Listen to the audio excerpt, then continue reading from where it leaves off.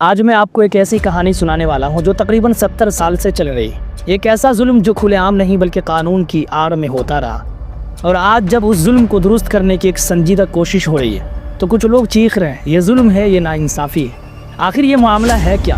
15 جنوری 2026 سے لاگو ہونے والا UGC ایکویٹی بل آخر پورے ملک میں اتنا بڑا تنازع کیوں بن گیا؟ کوئی اسے انصاف کہہ رہا ہے اور کوئی قابلیت پر حملہ۔ آج اس ویڈیو میں بغیر شور شرابے، بغیر نعروں کے ہم پوری کہانی سمجھیں گے۔ UGC یعنی یونیورسٹی گرانٹس کمیشن، یہ ادارہ 1956 میں بنایا گیا تھا۔ مقصد بالکل صاف تھا، اعلیٰ تعلیم کو منظم کرنا، یونیورسٹیوں کو فنڈ دینا اور معیار برقرار رکھنا۔ یہاں رک کر آئینی حقوق کو بھی سمجھتے ہیں۔ سن 1950 میں آئین نے ایک بہت واضح بات کہی تھی، ریاست کو حق دیا گیا کہ وہ سماجی اور تعلیمی طور پر پسماندہ طبقات کے لیے خصوصی انتظامات کرے۔ سرکاری ملازمتوں اور تعلیمی اداروں میں انہیں نمائندگی دی جائے، مگر ایسا کیوں ہوا؟ کیونکہ SC ST اور بعد میں OBC طبقات صدیوں تک تعلیم اور مواقع سے دور رکھے گئے تھے۔ آئین نے کہا برابری کاغذ پر نہیں، حقیقت میں ہونی چاہیے۔ تو دوستو، یہ تھا قانون، لیکن سوال یہ ہے زمین پر کیا ہوا؟ اب آتے ہیں اصل مسئلے پر۔ 70 سال میں یہ حق زیادہ تر کاغذوں تک محدود رہا۔ اب آئیے جانتے ہیں وہ کیسے۔ سب سے پہلی چال تو تھی انتخابی کمیٹیوں کا کھیل۔ یونیورسٹیوں میں اساتذہ کی بھرتی کے لیے کمیٹیاں بنتی ہے، اور یہ کمیٹیاں اکثر وہی لوگ بناتے تھے جو پہلے سے طاقت میں تھے۔ نتیجہ کیا نکلتا تھا؟ فیصلہ بھی وہی کرتے تھے۔ دوسری چال تھی معیار کا بہانہ۔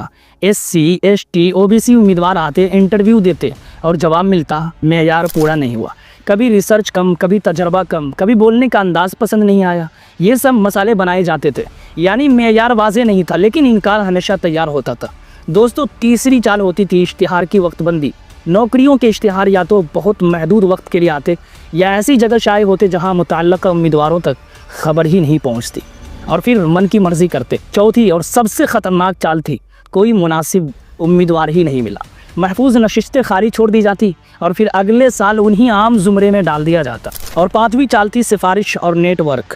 اس کا سیدھا مطلب ہے یہ فلاں کا شاگرد ہے، اسے رکھ لو۔ یہ نیٹ ورک ایک محدود طبقے تک تھا، باہر سے آنے والا چاہے کتنا ہی قابل ہو اندر آ ہی نہیں پاتا تھا۔ اور پھر نتیجہ کیا نکلا؟ جو اعداد و شمار چیخ چیخ کر سچ بتاتے ہیں، OBC پروفیسر کے تقریباً 80% عہدے خالی رہ گئے، ST پروفیسر کے 83% عہدے خالی، SC پروفیسر کے 64% عہدے خالی۔ اب سوچ کر دیکھیے، یہ صرف نمبر نہیں ہے، یہ ٹوٹے ہوئے خواب ہے۔ یہ اس نظام کا ثبوت ہے جو برابری کا دعویٰ تو کرتا رہا مگر حقیقت میں حقوق کے ساتھ کھلواڑ کیا جاتا رہا، اور پھر کہا جاتا ہے قابل لوگ ہیں ہی نہیں۔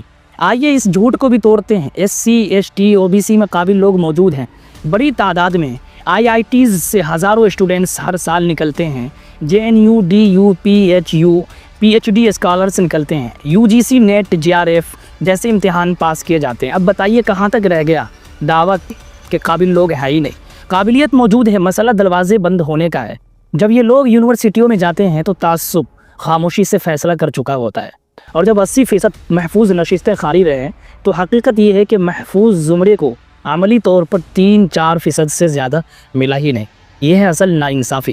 اب آتے ہیں نئے قانون پر۔ UGC ایکویٹی بل 2026 جو 15 جنوری 2026 سے لاگو ہوا ہے۔ یہ قانون کوئی ریزرویشن بڑھانے کا بل نہیں ہے، یہ نگرانی اور جواب دہی کا قانون۔ اس کے بنیادی نکات سادہ ہیں، جس کا سیدھا مطلب ہے ہر یونیورسٹی میں ایکویٹی کمیٹی لازم ہوگی۔ اس کمیٹی میں خواتین، SC ST OBC اور معذور افراد کی نمائندگی ہوگی۔ کسی بھی قسم کے امتیاز کی ممانعت ہوگی۔ ذات، مذہب، جنس یا علاقے کی بنیاد پر شکایت پر مقررہ وقت میں کارروائی ہوگی۔ اور سب سے اہم بات، اب وائس چانسلر ذاتی طور پر ذمہ دار ہوں گے۔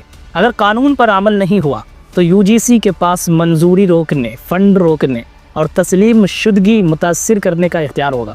یہی بات کچھ لوگوں کو تکلیف دے رہی ہے اور یہ اعتراض کر رہے ہیں، سڑکوں پر نکلے ہیں۔ ہمارے یہاں ایک کہاوت ہے ایسے لوگوں کے لیے، میٹھا میٹھا ہوف ہوف، تیکھا تیکھا تھو تھو۔ پہلا اعتراض یہ الٹ امتیاز ہے۔ سوال یہ ہے، جب محفوظ نشستیں خالی تھی تب الٹ امتیاز کہاں تھا؟ جب وہ نشستیں خاموشی سے عام زمرے میں جا رہی تھی تب کوئی شور کیوں نہیں ہوا؟ مسئلہ امتیاز کا نہیں ہے دوستو، مسئلہ یہ ہے کہ اب مکمل اجارہ داری ختم ہو رہی ہے۔ دوسرا اعتراض، قابلیت مر جائے گی۔ یہ اعتراض سب سے زیادہ توہین آمیز ہے۔ کیا قابلیت صرف ایک ذات کی جاگیر ہے؟ Doctor Ambedkar, CV Raman, APJ Abdul Kalam, یہ سب اس سوچ کا جواب ہے۔ قابلیت موقع ملنے سے سامنے آتی ہے اور تنوع خود ایک معیار ہے۔ तीसरा एतराज़, मेयार गिर जाएगा। जब ओहदे खाली हो, जब इम्तियाज़ हो, तो मेयार पहले ही गिर जा चुका है। दोस्तों, असली मेयार तब आता है जब शफाफियत हो और जवाबदेही हो। एक दिलचस्प बात नोट कीजिए, जब निज़ाम उनके हक़ में था तब सब ठीक ठाक था, ताली और थाली बज रही थी। अब जब निज़ाम सबके लिए बराबर होने की बात कर रहा है तो शोर है, गुस्सा है और सड़कों पर एहतजाज। यही मुराद याफ्ता ज़हनियत होती है। इंसाफ उन्हें जुल्म लगने लगता है। हाँ, एक बात माननी पड़ेगी, सियासी फ़ायदा उठाने की कोशिश हो सकती है। हर तरफ से इलेक्शन की घंटी बज रही है, कहीं इसी आड़ में कोई सियासी खेल न चलने लग जाए, इसलिए पूरे मुहतात रहने की ज़रूरत है।